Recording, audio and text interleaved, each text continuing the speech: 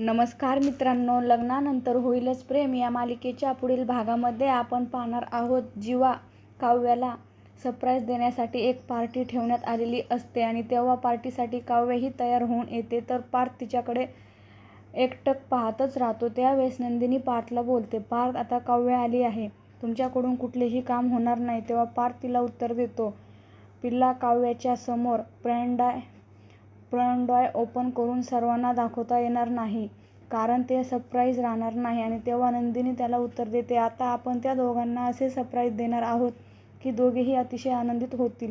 आणि आपण पाहतो पार्टीला सुरुवातच होते.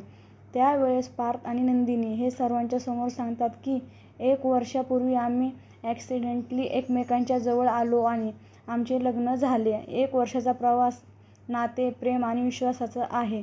आणि आपण पाहतो तेव्हा काव्य, जीवा व पार्थ आणि नंदिनी यांच्या लग्नानंतरचे सर्व फोटो दाखवले जातात आणि हे फोटो सर्व आठवणी पाहून सर्वजणही अतिशय आनंदी झालेले असतात. आणि त्यावेळेस अचानक जीवा काव्याचे लग्नाच्या अगोदरचे फोटो दाखवले जातात.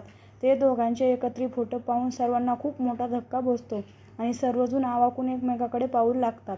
आता पुढे येणाऱ्या भागामध्ये काव्य व जीवाचे लग्नाआधी प्रेम होते, याचा परिणाम पार्थ, नंदिनी व जीवा व काव्य यांच्या नात्याला होणार काय, हे